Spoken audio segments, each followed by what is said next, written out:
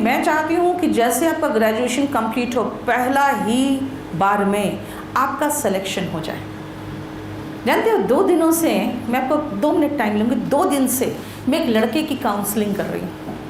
Counselling क्या, class के बाद उससे मिलती हूँ, मतलब वो क्लास आता है, गाड़ी में मुझसे मिलता है, कम से कम 15 से 20 मिनट के साथ मैं गाड़ी में बैठ रही हूँ, मेरा हाथ पकड़ता है, रोता है, और मैं उसको टाइम दे रही हूँ सिर्फ इसीलिए क्योंकि मुझे डर है।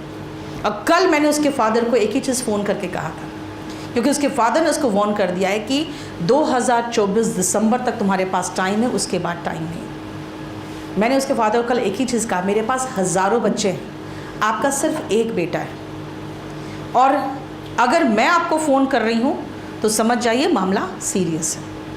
आप अपने बच्चे पर दबाव मत डालिए, क्योंकि जानते हो जैसे जैसे एज बढ़ता है ना, वैसे वैसे दबाव बढ़ने लगता है। और वो लड़का अब जब हड़बड़ाया, कब, जब उसका जूनियर जो उससे 4 से 5 साल जूनियर था, उसका ईडी में हो गया, तब वो हड़बड़ाया और तब वो यहाँ पहुँचा है। अब वो बहुत हड़बड़ी में है, तो हम लोग तो हड़बड़ी में नहीं हैं, आप भी हड़बड़ी में नहीं हो, तो हम लोग तो आराम आराम से पढ़ाते हैं। वो बहुत हड़बड़ी में है, उसका टेंशन देखकर मैंने उसके लिए अलग से टीचर अपॉइंट किया है। अब सोचो, वो फीस दिया है आपका, उसको अलग से बिठा के मैं पढ़वा रही हूँ सिर्फ इसीलिए क्योंकि वो कह रहा है मेरे पास सिर्फ 40 दिन है और मुझे एग्ज़ाम इस बार निकालना ही निकालना है, और 2024 के पहले पहले मुझे लेना है, नहीं तो मेरे फादर बहुत गुस्से में हैं और बहुत ज़्यादा हमको बात सुना चुके हैं। हालांकि जब उसके फादर से मैंने बात किया तो उनके फादर ने, नहीं मैडम ऐसी कोई बात नहीं है। मैंने सिर्फ उनको एक ही बात बोल के रखा है कि सर मेरे पास हज़ारों बच्चे हैं, आपका सिर्फ एक बेटा है, दबाव इतना मत बनाइएगा कि वो टूट जाए।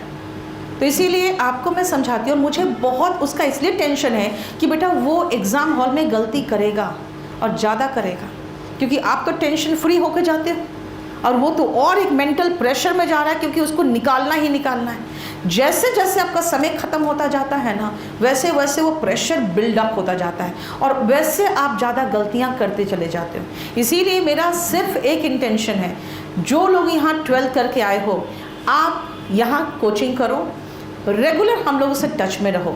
घर चले जाओगे कोई बात नहीं, आप फिर भी टच में रहोगे क्योंकि आपके पास वो रिकॉर्डेड वीडियो भी रहेगा, और उसके बाद भी टच में रहोगे तब भी हमें कोई इश्यू नहीं। आप चाहो तो किसी और बैच में आ जाओगे, उसमें भी हमें कोई प्रॉब्लम नहीं, हमें आपका रिजल्ट चाहिए। लेकिन जितने लोग ग्रेजुएशन करके आए हो, ये ध्यान रखना, जैसे जैसे समय बीतेगा बेटा प्रेशर बढ़ता जाएगा, और जैसे प्रेशर बढ़ेगा वैसे आपकी गलतियाँ भी बढ़ती जाएगी। इसीलिए जल्द से जल्द कोशिश करो कि हमें एग्ज़ाम निकालना है।